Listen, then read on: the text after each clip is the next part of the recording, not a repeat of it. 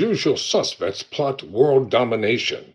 The corporate, political, and tech bigwigs are meeting in Sweden, are worried about an, quote, authoritarian axis, end quote. Maybe AI and drones will fix things. Tyrone Bowman live. Let's talk about it. According to The Guardian, an article written by Charlie Skelton, deep within the glittering bowels of Stockholm's fanciest hotel, grave ruminations on the future of the world are taking place. A heavy throng of tech billionaires, ministers, corporate titans, and the kings of the Netherlands have convened in Sweden for the 71st Bilderberg meeting, the publicity shy annual policy conference that has long sustained conspiracy theorists, hosted this year by the fabulously wealthy Wallenberg family.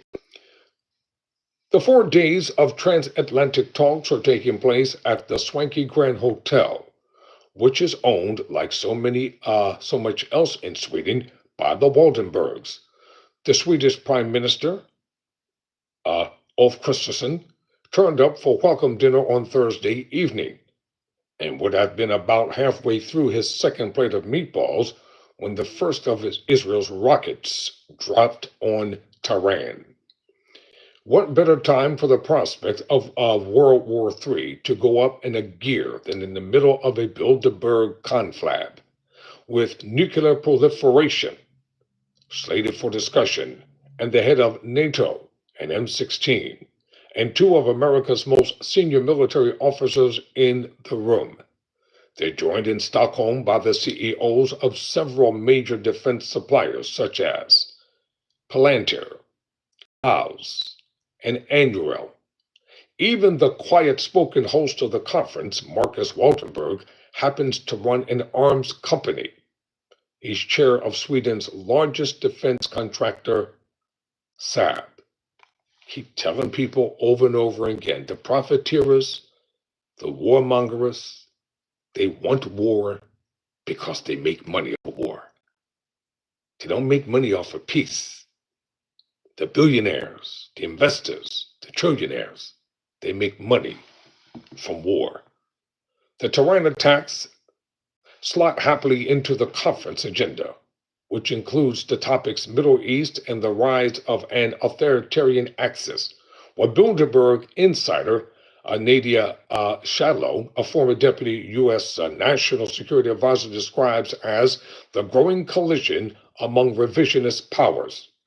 According to Shadlow, an authoritarian axis is rapidly coalescing around China, Russia, Iran, and North Korea, disrupting the belief that an international community has taken shape in the aftermath of the Cold War.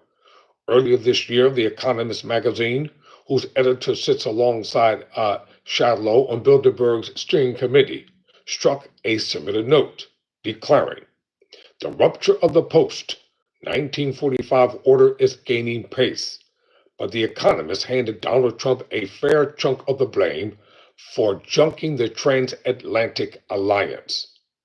What this means for Bilderberg is that 7 decades of hard work nurturing the post-war international order are in danger of going up in literal smoke. Trump's Vice President J.D. Vance has taken every opportunity to lever the U.S. and Europe apart. Europe began more independent, he said recently, is good for, Europe being more independent, Vance said recently, is good for the United States. Back last summer, before the election, he said, the United States has to focus on East Asia. That is going to be the future of U.S. foreign policy for the next 40 years. And Europe has to wake up to the fact the presence in Stockholm of Samuel Paparo, the head of the U.S. Indo-Pacific Command, is a sign that Bilderberg has taken this to heart. Also, there's another member of the authoritarian axis, which looms far larger than Iran over this conference, China. Though the name China doesn't actually appear on this year's agenda, the heightening struggle between America and China is a spectre which haunts at least half of the topics being discussed. from the geopolitics of energy and critical minerals to defense innovation and resilience. Just a couple of months ago, Eric Schmidt, the former Google boss and longtime Bilderberg board member, warned that China is at parity or pulling ahead of the United States in a variety of technologies, notably at the AI frontier. Schmidt suspects that it will be only a matter of 3 to 5 years before some form of superintelligence AI is achieved. The geopolitical stakes, especially in the race with China, are enormous, he says, because attaining superintelligence AI would mean total and unassailable military domination. In short, it would give the winner the keys to control the entire world. But here's the problem. Due to the immense power requirements of large-scale AI, beating China to the super intelligent punch would require potentially 100 times more energy than is currently available. The head of the International Energy Agency, Faith Barrow, who is conferencing this year at Bilderberg, recently posted on X that global electricity demand from data centers powering AI is set to soar in the next decade. In this desperate winter, takes all race for the keys to the world in which the geopolitics of energy becomes more important. Power stations, along with the data centers they feed, are going to become the number one military targets. Cue the AI drones. For the time being, before AI invents completely new and unimagined ways for us all to kill each other, drones are perhaps the biggest practical application of AI in warfare. There's a healthy swarm of drone manufacturers this year's Stockholm summit, sharing their hopes and fears about defense innovation. Hovering alongside Eric Schmidt, here's the chairman of FLYS, a leader in the fast-growing market of unmanned aircraft systems. Buzzing nearby is Gunbert Scherf, co-founder of German drone and AI company Helsing. One of the early investors in Helsing is also present, the CEO of Spotify, Daniel Ek, which presumably means that Hellsong drones will have the best playlists, booming out suggested songs as they swoop down to attack. The investment interlinking of Bilderberg participants is particularly intense around autonomous drone tech. Saab is an investor in Helsing. Helsing is collaborating with leading AI company Mistral, whose CEO is attending the conference. Mistral was funded by Schmidt, who's a huge fan for military UAVs. Why do I talk about things like this? Because you need to know, and I need to know, what's going on in the world. A lot of people are not informed. No, that is not a background. That's a door. A lot of people don't know what's going on. So I have to keep them informed. Schmidt's recent AI Drone Expo, which took place last month in Washington, was co-sponsored by Palantir, which was set up by Bilderberg inside Peter Thiel. The major funder of Anduril, whose CEO Brian Schmupp is also in Stockholm. Schmupp is a former employee of Palantir, whose CEO Alex Karp is also on board with Bilderberg's, having ushered onto it by Thiel, and it goes in.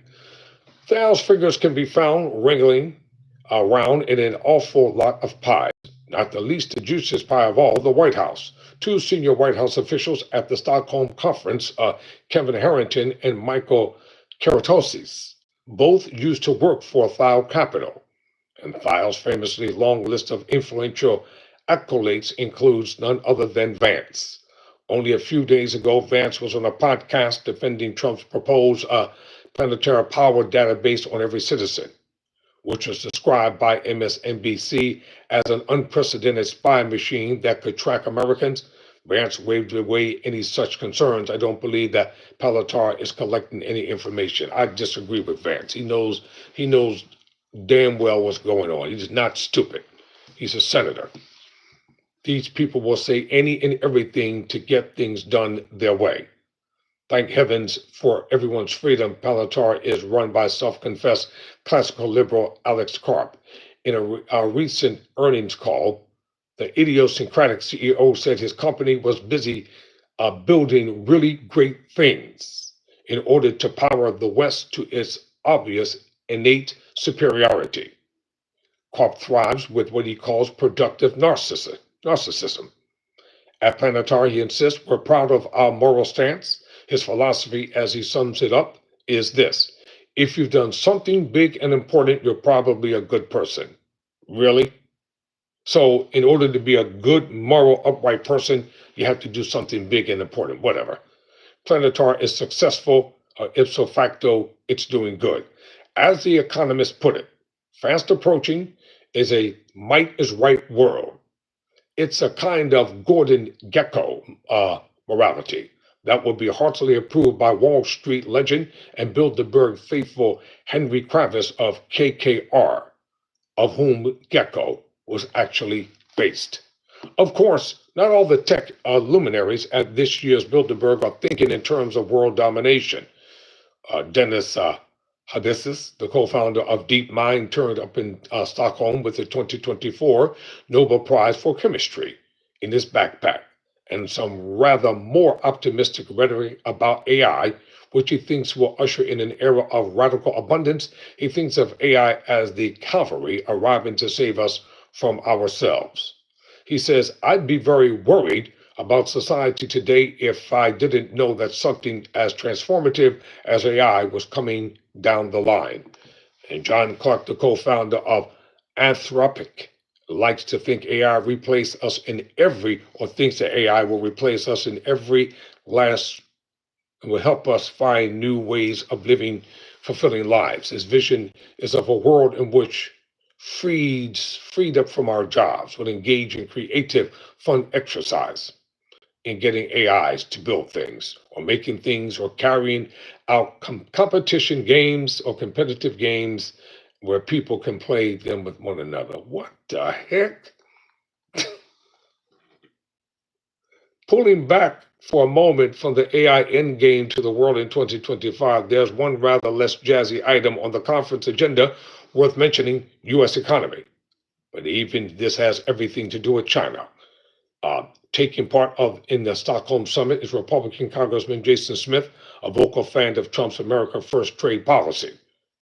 Smith has pledged to continue fighting to combat the economic and national security threat China poses to our great nation. He's fully aligned with fellow conference goer Robert Littner, an influential economic advisor close to Trump, who told CBS News earlier this year that China, to me, is an existential threat to the United States. Then why are people in business with China? Can't have it both ways. Lithium-Sizer is urging a strategic decoupling from Chinese trade, and most importantly, he says we should disentangle our technology. Here's where Trump's trade vision intersects with not just the long view of Silicon Valley's bullish billionaires, but with the long-standing transatlantic vision of Bilderberg. I recently called for a very drastic reset with China and urged other nations to do likewise. In other words, look at our success and join us. Of course, the only thing wrong with this self-fulfilling metrocratic vision or version of Western civilization is that if the Chinese succeed in beating the West to the keys of the world, it will mean that they were the good guys after all. Let's go to the comment section and see what people are saying. No, it's not a background. That's a door in the back of me. It leads to an office. Stephen Rowan, I just wanted to say I love the live. I'm Steve from England. Hey, Steve from England, welcome. Welcome. I appreciate that. Appreciate it very much. Kind of subscribe to the channel. See if you can get some more people in England to subscribe for me. I appreciate it. He's from England, but living in Spain. Okay, you're living in Spain. See if you can get some people from Spain to subscribe for me and watch the channel. I appreciate it. I mean no disrespect, but has anyone said you look like Tazone Day? Keep up the true Americans. We love it. You got it. Sorry to interrupt. It's all good. I read the comments as they come up and I respond to them at the end. So it's all good. Listen, thank you all for watching. I got to take a quick break and get ready for the next video. If you haven't subscribed, please kindly subscribe to Tyrone Bowman Live. You know, we're just a couple 100 votes away from getting 2,000 subscribers. So that's what we're on the journey to, getting 2,000 subscribers for Tyrone Bowman Live. Thank you very much for your support. Thank you very much for watching. If you have some stories or a story you want me to talk about, hit me up at TyroneBBowmanSenior@gmail.com. Till next time, never surrender, never quit.